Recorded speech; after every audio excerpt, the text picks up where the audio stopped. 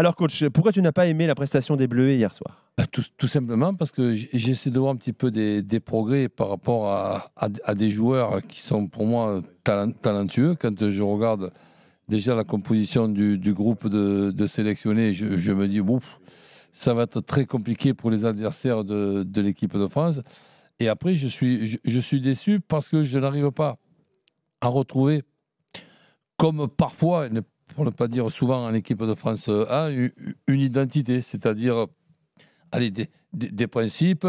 Allez, on fait un truc ensemble en équipe de France A. Les espoirs, ils sont pour moi derrière la porte de l'équipe de France A. Et je regardais hier soir, je m'imaginais un petit peu qui pourrait monter d'un cran. Ben, quand on lit la liste d'une vingtaine de joueurs, on se dit il y en a au moins 7 ou 8. Et après, quand on les voit jouer, ben, je pense que Sylvain Ripoll doit pouvoir faire mieux. On progresse à tout âge, je le sais, je le dis, je le répète. Et là, il faut se servir de ce premier match et être conscient que ce premier match a été complètement raté et qu'il y a les dieux du football qui ont fait que, mais par concours de circonstances, on se débrouille quand même de gagner ce match-là. Après, on pourra faire d'une pierre deux coups en se disant, tiens, il y a eu une révolution, parce que j'appelle ça pas une évolution, une révolution, c'est l'arrivée de la VAR dans le football.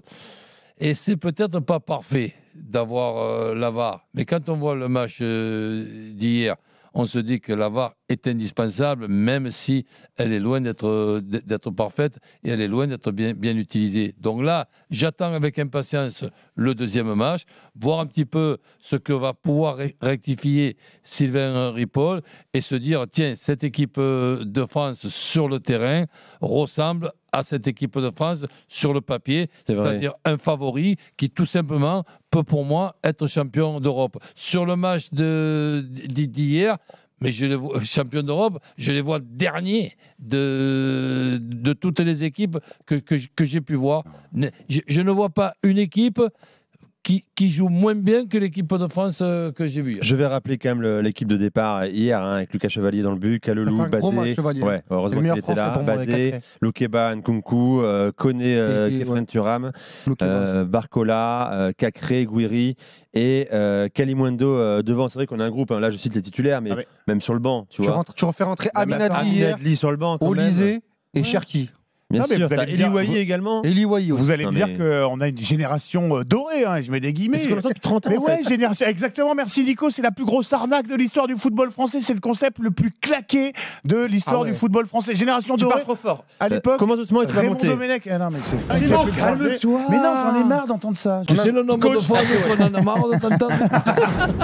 Eh ben ouais, vous avez pas fini d'en avoir marre. On va le garder pour couper la parole. Vous n'avez pas fini d'en avoir marre. La génération dorée, je disais, le concept le plus rincé, le plus claqué de l'histoire du football français. Tu disais qu'en 88 j'étais né, donc effectivement les Sauzé, Laurent Blanc, Cantona, machin, je sais même pas si les vrais auditeurs de la vraie génération after ils connaissent ces mecs-là. Est-ce qu'ils les ont vus jouer en tout cas, j'en sais rien. Mais bon, ce que je veux dire, c'est que nous dans notre jeunesse, Nico, tu te souviens, c'était Raymond Domenech, le big boss des espoirs. Et alors des générations dorées, on avait que ça, on était toujours favoris et on comprenait pas pourquoi on gagnait. Moi j'ai un ami qui mais où tu veux en venir, écoute-moi, qui dirait à Roland, tu découvres le Pérou à Orléans, mon cher coach, quoi. On n'a pas vibré avec un match des espoirs.